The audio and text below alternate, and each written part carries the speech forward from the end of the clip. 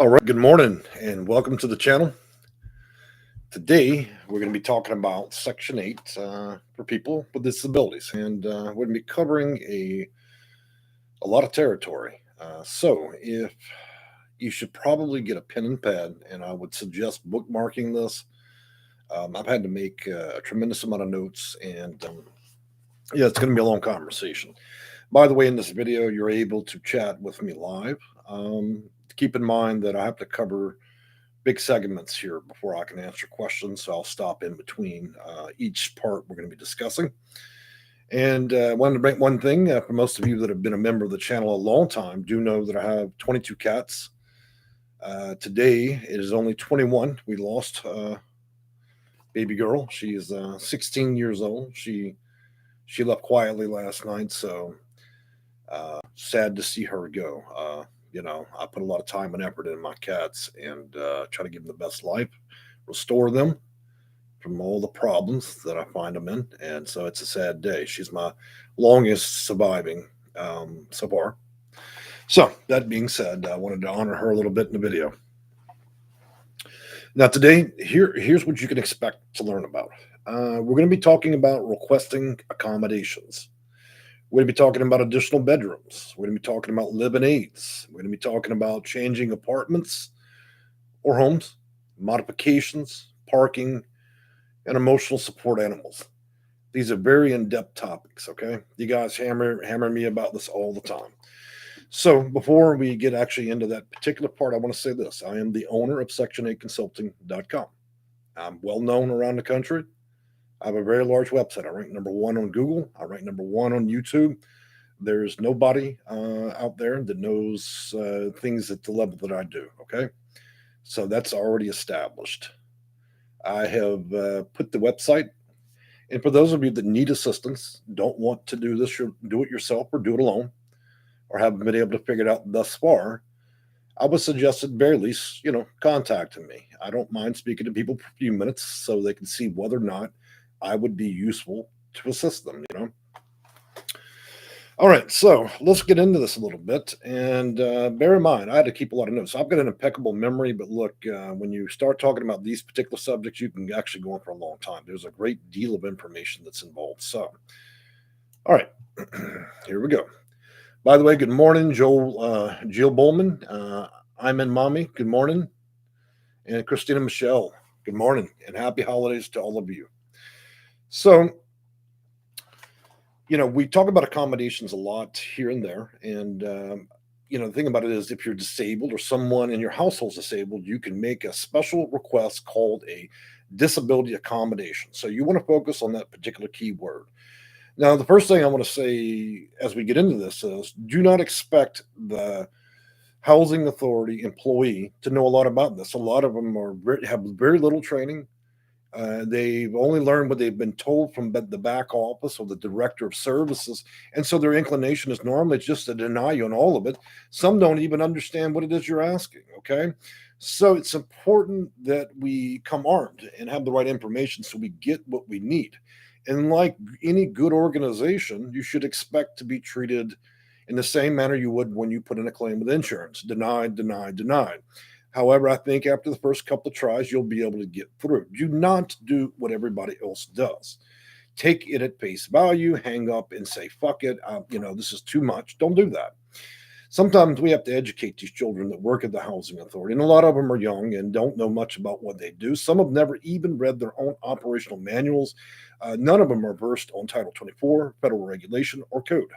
So when you talk to them, when they don't know an answer, they'll either hang up or try to tell you something that's completely absurd. So again, it's going to be paramount to you to understand what you're doing before you go to them and then educate them. If they don't want to comply with federal rules, then that's fine. There's remedies for that, and then they can find a new job.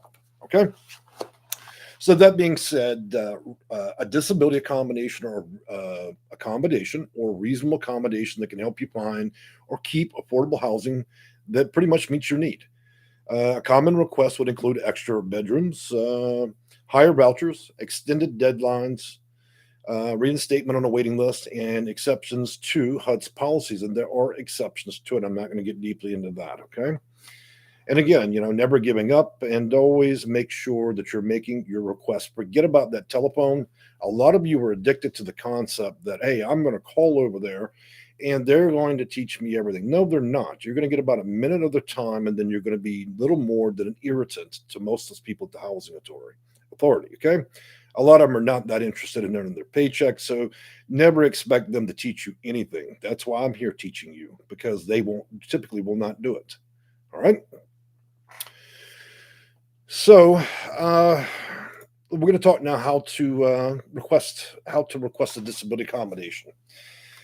If you've been having struggles with your housing or your housing application, you may be able to request a change or exception to the rules that make things work better for you. These kind of requests are called reasonable accommodations. I had mentioned reasonable accommodations are a great way to get your disability needs met and find housing that will work for you. You can make them a reasonable request can be made by any person who is disabled. Okay. So, we've had extensive conversations about disabilities. So let's presume you're already disabled and you already have the voucher and you're already in there. So, and let me tell you something, it's not just you, it can also be your children, the seniors in the home as well. You got a child that's disabled, then it's applicable. It does not eliminate children, just to be clear. If you're on Social Security disability, you will definitely qualify as disabled. If you are not on disability, you can still qualify under a plethora of things. So let me just briefly cover some of the aspects of disability, both physical and mental.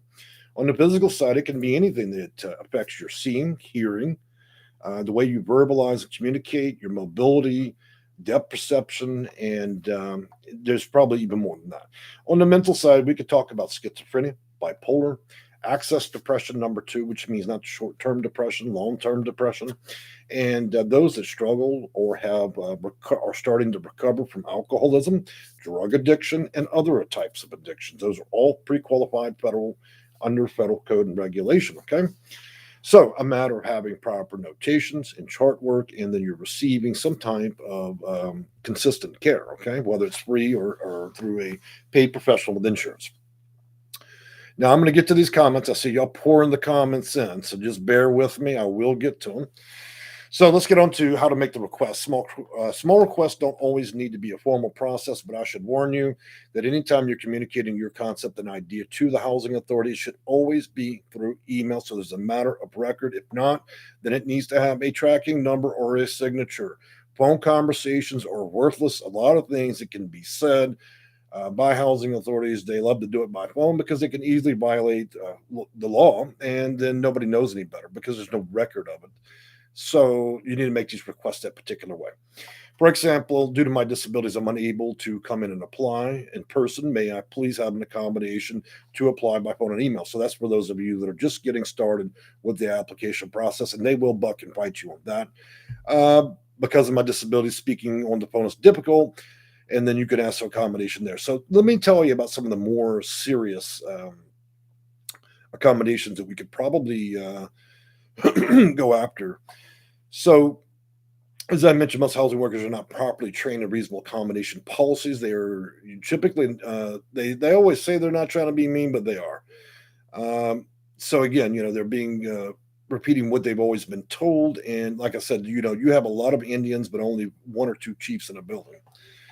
So I think the important part here is getting your disability form. So the housing program has a special form for making reasonable accommodation requests. You do have to use their form. You cannot just print something off the internet. So just to be clear on that. I'm going to take a sip of coffee here real quick.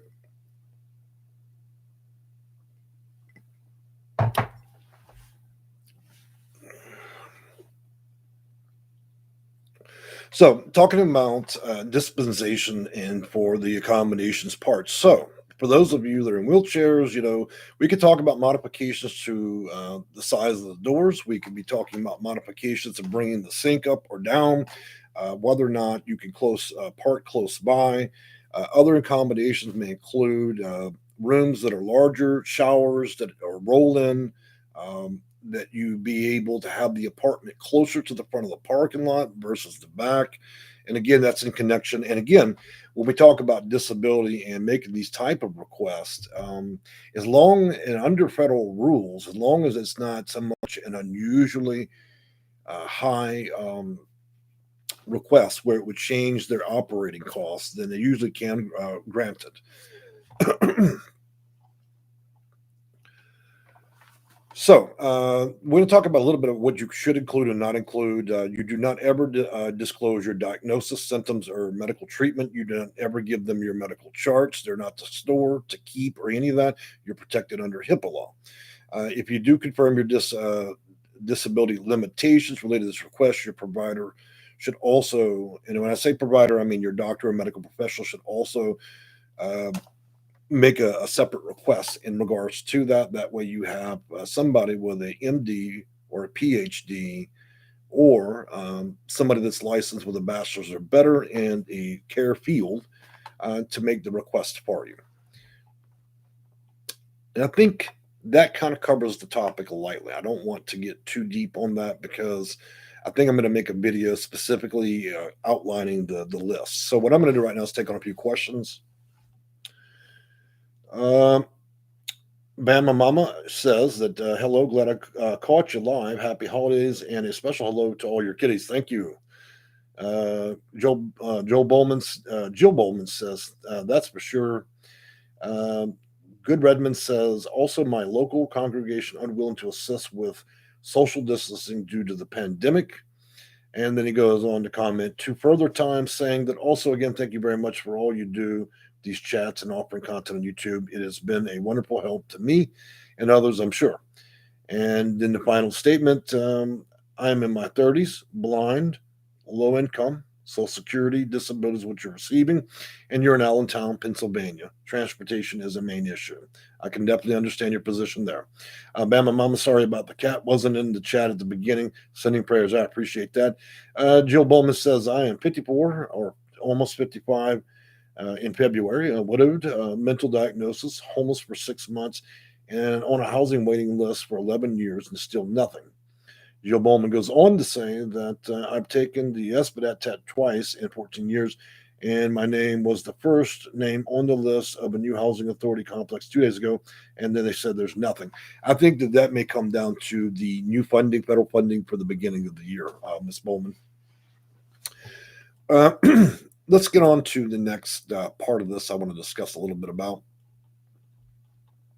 And again, I'm pulling from my notes, guys, because so we're going to talk about additional bedrooms. If you have a disability-related reason for needing an extra bedroom, you may be able to move into a larger apartment with no charge to the amount you may pay in rent. Now, I'm going to talk a little bit about that extra rooms. Now, usually those accommodations of extra rooms are because, and there are exceptions to the rules like California where they consider sometimes your living room a room. So they may drop by with a sheet and say, hang it in your living room. Congratulations, you now have an extra bedroom. That's just how ruthless LA and Orange can be in California. Um, Going on to that, it's generally going to revolve around the need for medical equipment, canes, walkers, wheelchair, and other medical equipment. And also, additional bedrooms could be on the premise for children of different genders or children that are now aging out into their teen years. Okay. And as some examples, you know, we'll talk about, let's see, I had to pull from my notes again. You have to bear with me, guys. Now, one thing that we should also discuss is one of the primary excuses can be lack of funding. That's not a good enough excuse. Okay, so you don't need to accept that. We can you definitely can seek arbitration through that. To give you a good example, one of my clients asked earlier about a separate bedroom for their son, and they were told that funding and it was not possible. But the thing about it is, you must apply anyways with letters, and the reason why you want to do that is including a letter of why you want it and another letter from your doctor, and then you guess what? It usually happen. It will get approved. It's when you accept the no first off and then quit. That's why I tell you, never accept no with that. when they say no, it should read to you. It should come in your mind as, okay, they're saying yes, I need to do more. Disability accommodation for additional bedrooms. If someone in your household is disabled or has a disability need for an additional room, you can request a larger voucher or a larger apartment for 5 common requests. A private bedroom is for disabled persons sharing a room and needs their own bedroom because of their disability. The request can be made for a child or an adult. Medical equipment, additional room needed for storage or use of medical equipment or supplies. Home therapies, in addition to a room needed for in-home physical therapy, occupational therapy, and other therapies qualified by your doctor. A live-in aid, greater than 12 hours per day. If you're approved from live-in aid, and that, let me tell you something about live-in aids. That function needs to be addressed through Medicare or Medicaid first, and then attach that to your letter to go to the housing authority. Doing the proper steps is a big factor in this. Other disability needs. There are no specific rules or restrictions on why you can ask for a bedroom. If your doctor feels it is medically necessary for your disability needs, you can request it. For example, some people have multiple chemical sensitivities. So, I have a lot of clients that have sensitivities for a number of things and allergies. So, I think that presenting a proper case with your doctor, okay, or your therapist, then you could certainly submit it. The thing about it is let them reject it, because once we do it once or twice, then at that point they'll end up having to approve it unless they can prove that it produces an unrealistic financial burden. Okay. Other ways to change your bedroom size. Sometimes you don't need to make an accommodation request. Here are definitely a few ways that you could take a look at changing location of household in certain bedrooms. Um, Again, it's going back to for people with mobility and seeing issues, being able to have an apartment closer to the parking lot, closer to the mail or trash room, or closer to the exit of the complex would be sufficient under 2008 Disability Act. Beyond that, just like landlords can up your rent, you can also request modification to your voucher to include extra funding, which in turn would force them or compel them in to giving you a larger unit if that was necessary. Oh, goodness. All right, I'm taking a few comments real quick so I can take a break from this. Colorado Live. Hello, I am 49 years old. I am autistic, meaning on spectrum. A disabled woman with a non-epileptic seizure disorder. I live in Colorado and I'm currently homeless. I'm not even allowed to walk down the street by myself. She goes on to say, she or he, wow, I thought you just said you were going to take some questions. You didn't take any. You just sped through a few comments. Hey guys, let me tell you something. I'm out here. Let me make this very clear. I'm out here trying to help y'all, okay? So, for those of you that have a negative spirit or are going to have a lot of complaints and different things, you can always go somewhere else, okay? I'm here to help people. I'm doing this stuff for free. You see what I'm saying? Now, if you prefer better answers, give the housing authority a call. I don't have time to deal with bullshit, okay? That's just let you straight up. I'm out here doing the 300 videos, okay? You think somebody's paying me to do this stuff? That's the thing, guys. I will answer these questions the best I can. But look, nobody's paying tickets to this video. That's the thing. So we need to put ourselves in check and think about this before y'all come at me sideways in comments. I'm not going to deal with that. All right. Gently moving. How will new funding from these new stimulus bills improve housing conditions for the poor? Well,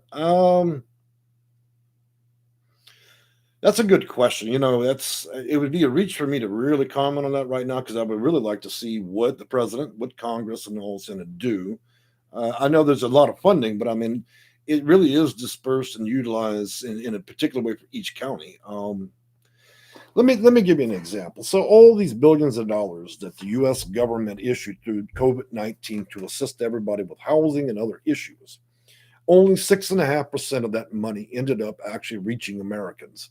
So when they did the infrastructure bill and they got that done a couple of weeks back, maybe a month, they withdrew. And let's be very clear about that. 93% of the money never reached anybody. and it was sucked back into the infrastructure plan. And now that money that could have helped people keep in their home will now be utilized to build bridges and bullshit. Okay, just so y'all know, that's your government at work.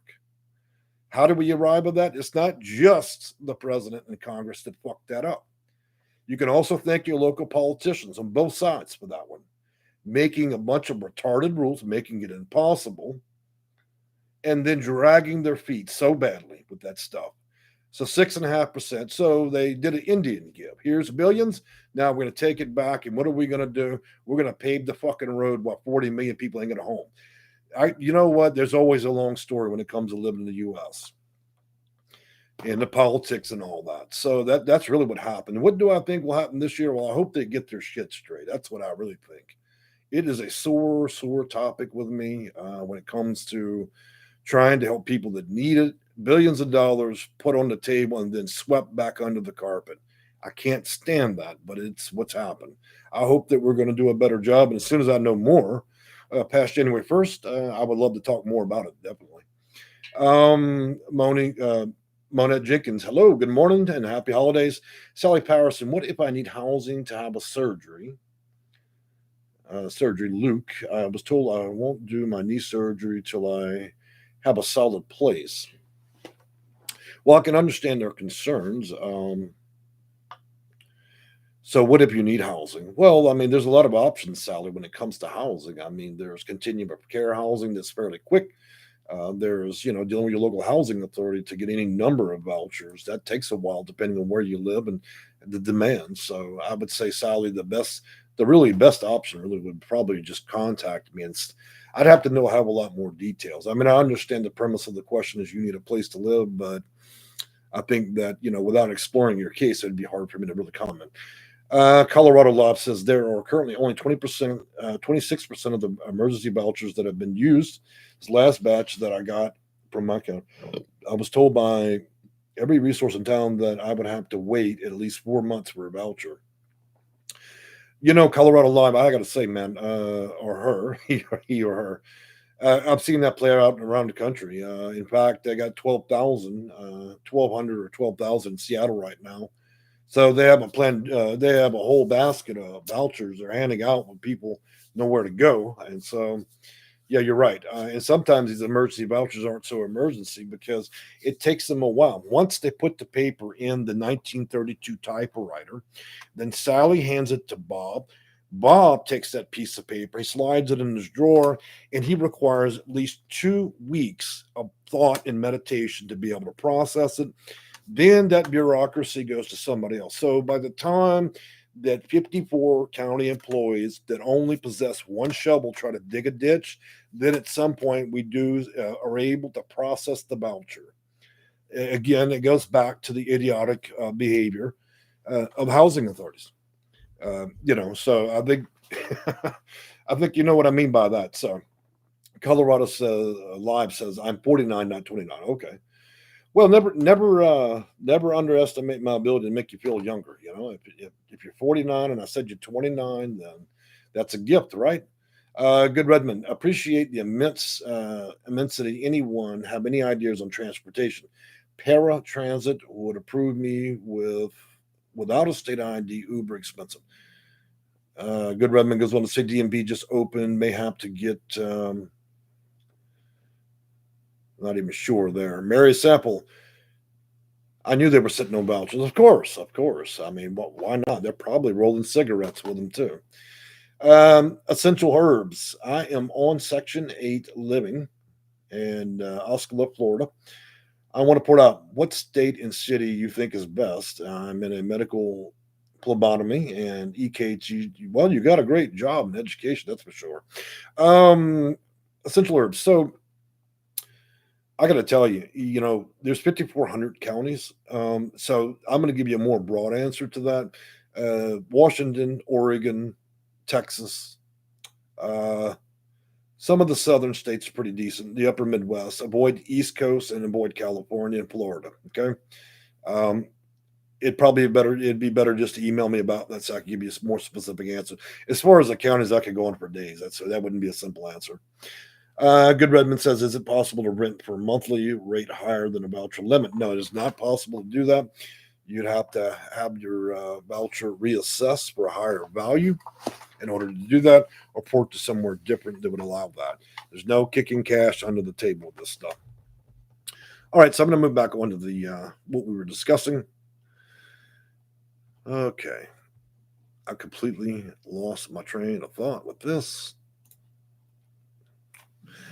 Okay, so we talk about living aids. If you're in need of a living aid, you can request an aide to live with you. Your aide can be paid or unpaid.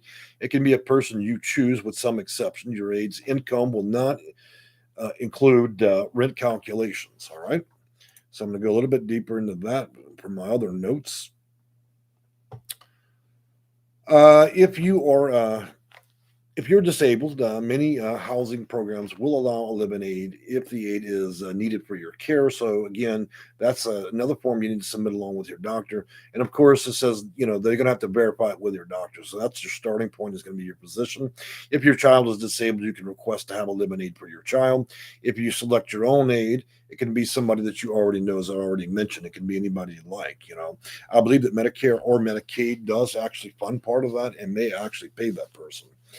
Um, so when you're talking about requests for living aid, it's usually only going to qualify for three types of people. Okay, disabled, 62 plus, or near elderly, which means 50 plus, and that's it. In order to qualify for your aid, your doctor must sign forms verifying that it is essential to you. Now, you want to do note that HUD's rules and aids are different, and those rules for the program may change city and county. So that's something that we have to kind of research to see whether or not it's going to be applicable to the housing authority you're dealing with. Um, Beyond that, I think it's a pretty simple format. It's just presenting a well case with that. It looks like I have a few more comments. Sonia Grinstaff, hello, and thank you for all you do. Thank you, Sonia, for being the first person to thank me today. Do housing authorities under HUD have the right to deny a disabled person a reasonable accommodation under the grounds of audits? And then Twint goes on to say, I can you send me a live-in aid information for Missourians? Well, Twint, I don't believe they could under because of an audit. The second part, which you're asking me to do, is actually go out and work for you and do work for you. If I have some information, I'll send it. But you have to understand, guys, a lot of this stuff takes time and it takes research. It's not a simple Google search for me. I have over 8 terabytes, 13,000 manuals, including data manuals, operation and procedure manuals. So that leans into me actually doing work for you, Twin. And then my advice there is to book a short consult with me, and I'd be happy to help you if you really need it. Okay. Good Red Man, shocking how high the rent rates are right now. Well, the market's still flaming hot. Look at me. I'm sitting here. Here we are in December, and I'm still trying to sell one house and buy another. And dealing with real estate agents that never return calls in a competitive market. It's like a lottery now. They want your highest and best bid. No, you get what I'm going to give you, and that's that. Don't give me a sticker price and tell me I'm going to compete with 65 people. I'm not interested in your house. So yeah, that's part of the deal. Sally G, happy holidays too. Yeah. So yeah, happy holidays to everybody. For those that celebrate Christmas and so on, it's been it's been an interesting year. We're just surviving this pandemic, and we got a new Omicron virus rolling around, which doesn't do much, but it's like the common cold, I guess, and spreading like lightning. Gently Moving says, Jay, do you think the rents are going to come down a bit next year? You know, Nothing about the past year has been normal. It's made my job almost a living hell. For those of you that know this, I deal with up to 80, sometimes over 100 clients a month trying to get them housing on. And this pandemic has taken my 20-year career, twisted it up into a bent car. The reason it's done that is things change so rapidly now that the normal things and procedures I use to help people have changed dramatically. And then the government doesn't tell you the last minute they're throwing money here, they're throwing money there. Housing authorities went from being closed for 5 and 8 years. Now they're doing pop-up openings now where it's open for 3 days, they'll close it, and then a month later they'll open again. Everything is so unpredictable. But to answer your question, I I won't be confident that we're not going to leave this twisted reality probably until I see March pass. I don't know. I really don't know, guys. We haven't even seen the fallout from the 40 million people that were evicted. We've not even seen that yet. There has not been a big housing rush. So I do believe that we could probably, it's going to be shaky for the next 3 quarters, next 9 months, I think, but we'll see what happens. Mary Jones says, I'm disabled. I have my own room. My daughter and grandson lives with me. She's 33 and he's 10. Both have allergies. Do they have to share a room? Well, you think about in principle what an accommodation is. If they have the same allergies, oh, I see what you're saying. Do they have to share the same room? Well, that would change when the child reaches 13 or 12, I think. That point, they would have to share a room. Actually, technically, it's getting pretty close now. I'd have to check to see what your local housing authority, what their policy specifically would be on gender and age. M&M, sorry to ask outside the box, but do any of your little big tykes have autoimmune hemorrhagic anemia? Just heartbroken. Found out my look.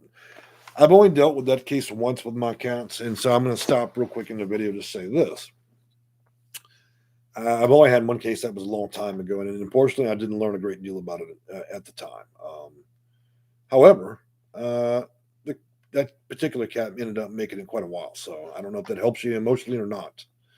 Guys, most of y'all know I rescue cats. They have been abandoned, abused, and other things. These are not just ordinary cats that just need a home. And so I've seen a lot, and I've lost a lot.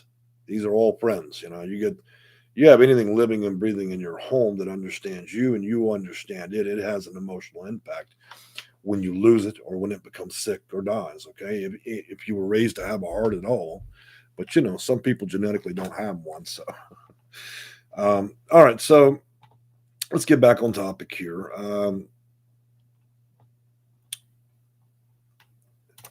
always do this. I get super sidetracked in my videos, and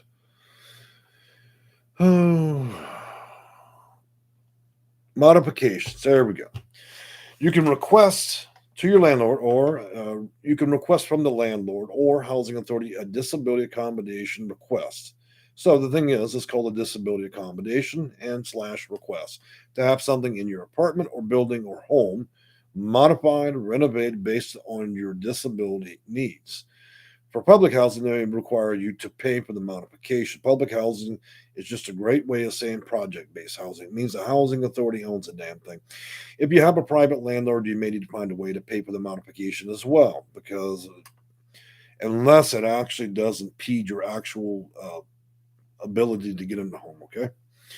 So one thing I'm gonna tell you about modifications is if you're requesting something that costs over $2,000, it's going to be an uphill battle. Okay, guys. So if you ask for modifications, I find that it's best to partial that out one every couple of months to achieve your goal, rather than going in with a laundry list and then you'll just get rejected instantly.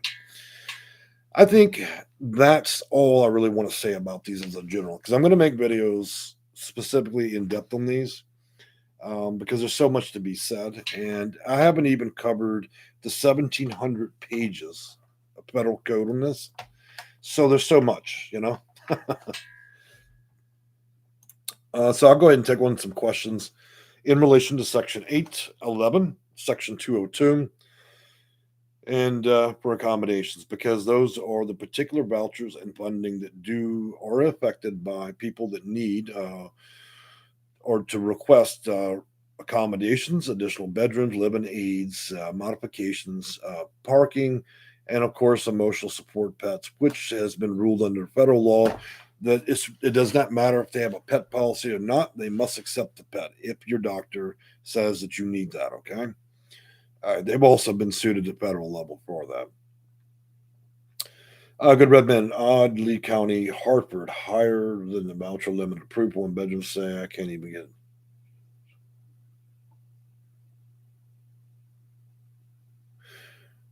Yeah, well, that's playing out a lot. That's where you guys are getting vouchers. You have a limited income, and then just about everything in the area is unaffordable. Another battle we're fighting with some changes in federal rules is going to be the fact that they're counting your voucher as income and they're wanting 3 times the rent. And so it makes it impossible for a lot of you to even utilize a voucher that way. I'm still waiting on clarity in regards to that particular federal code or law. Okay. So I haven't identified what it is yet, but I've heard, I got wind about it about 48 hours ago. There have been changes in certain states, not all, that say that they could potentially no longer be able to use the voucher as an income. And also, then some of these leasing agents need to be retrained because they're going off the old method and they're wrong. They're just dead wrong. So, all right, guys, we're at 35 minutes, and I wish I had focused on one topic rather than so many. I don't think I was able to communicate what I really wanted to get out there. But here's the deal, guys. If you're having problems, struggling to deal with accommodations, additional bedrooms, living aids, trying to move to a different apartment, modifications, issues with parking or getting close to parking, or dealing with emotional pets, my suggestion is this. If you've done your best and you can't get it done, then I would suggest consulting with a professional, okay? It does not have to be me. It could be anybody in the field, including an attorney that's familiar with this stuff, so you can move on with your life and get what you need. Um, I'm probably a less expensive option than an attorney, and I'm certainly smarter than the people that work at the housing authority. And again, it's important you understand. Look, the housing authority employees, as I mentioned before, these guys are not reading everything that I read. They don't. They don't have time. They're trained quickly.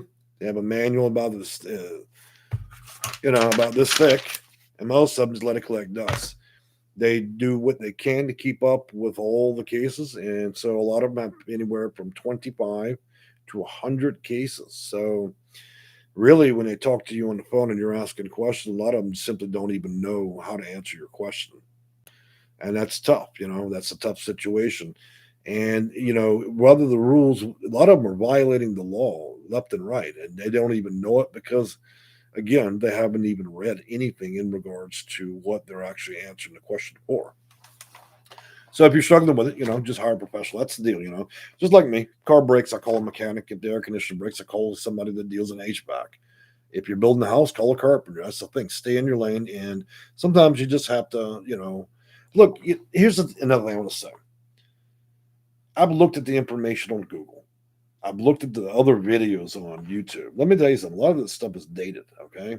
These are speculation and opinions. You think these people that write these articles on Google that talk about accommodations and other things, you think these people are experts? You think they've ever read an operations or a procedure manual? No.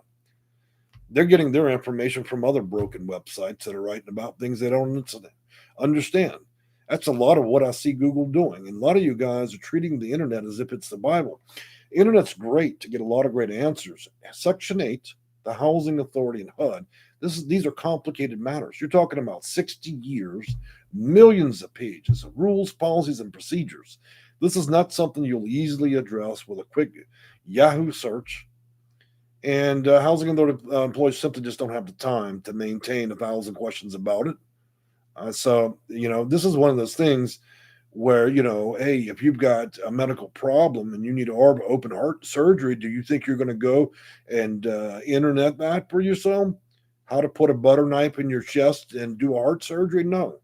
Look, there's some things in life you're not going to be able to learn on your own. I'm sorry. You can get a prize of, but I got to tell you, Google and Yahoo is a poor example of helping anybody in regards to Section 8. If that were the case, I wouldn't have 14,000 people on my channel asking me. If the housing authorities around America were doing such a fabulous job, none of y'all would be here. That's the point. There's just not a lot of accurate information, and it changes rapidly. Look, when Biden leaves office, the next president's going to change it all again, and then here we go again. This is not a lifetime deal where I read one book and it happens. Look, it's every flipping year, and the pandemic changes it almost every month. And so that's the thing. You can only get broad answers that usually are, possibly close to what you want. So I'm not trying to disappoint anybody. I'm just a firm reality. There are not firm answers. Every housing authority takes HUD's policies, procedures under federal regulation, and they can modify that stuff every flipping month. okay, to meet the demand of the city and its economics there. So what you think you understand about one county housing authority and its rules are not even going to translate in any way to the next housing authority in another county or state.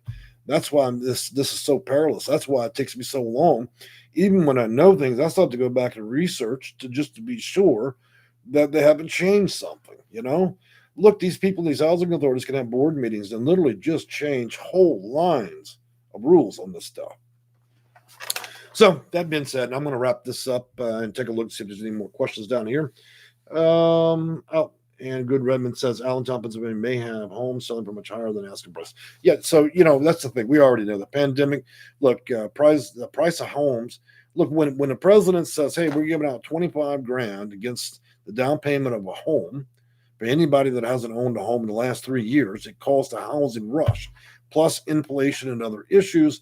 Dropped the prices of homes. Things went on fire. Now houses are selling like hotcakes and have been for a while. In addition to all those things, you add that pandemic into that. And let's talk about the real issue. From around the 1980s, that big boom of people having children, most of those kids now are grown and they've reached the 30-year mark, which means that we're going through another 5 years of a large segment of 80 babies now graduating to home ownership. And that's also putting pressure on the market. And then the final thing is, what happens when half the nation doesn't pay rent to the landlord? Easy. They drive up the prices to recover whatever they've lost. And many landlords lost their properties completely. So there's so many dynamics going into the wildness of this. We're not going to auto correct after a pandemic. I'm sorry, guys. We're probably going to see the effects of this for 5 years. Now, will it become significantly less of an impact over the next year? I'm hoping by next Christmas the impact will be reduced greatly. But this is going to drag on for years. Obviously, we're not going to recover from this. We spent so many trillions of dollars. It's ridiculous. I think we probably came close to trying to double the national debt. So no, we're not just going to roll out of this as if it didn't happen. No, we don't even know that old Omicron's going to do to us down here. It's something else to deal with. So, all right, guys, I've enjoyed talking with y'all. I'll see y'all again Thursday. I'm going to be talking about HUD, VASH, and veterans at that point. For those of you who are veteran, whether you're homeless, not homeless, or having other issues, we're going to be talking in depth as far as how to get a voucher that particular way, how to expedite that procedure. And for those of you that are landlords that follow me, HUD VASH vouchers are a little bit more valuable. Another thing we'll be covering about HUD VASH and veterans from all military services is I would not suggest you go into HUD VASH project buildings, okay? Because the veterans that tend to go into those buildings have a lot of problems. Okay, so we'll leave it at that in honor of our country and the men that served it. But there are definitely veterans trying to move on and do normal things. There are others that are not, and so sometimes those HUD VASH properties can be horrifying. So it's important for those of you veterans out there that are trying to live in a normal manner that we seek out private landlords and individual landlords with homes and not put you in a project-based setting for HUD VASH. Okay, because some of those properties being quite deadly, just like the projects in some areas. Okay, so I'm just warning you ahead of time. We have to think out the box and anticipate what could be a problem for you, because nobody wants to see you struggle more. All right. I've enjoyed talking to y'all today, and I'm going to let y'all run, and we'll see you Thursday. All right, bye bye.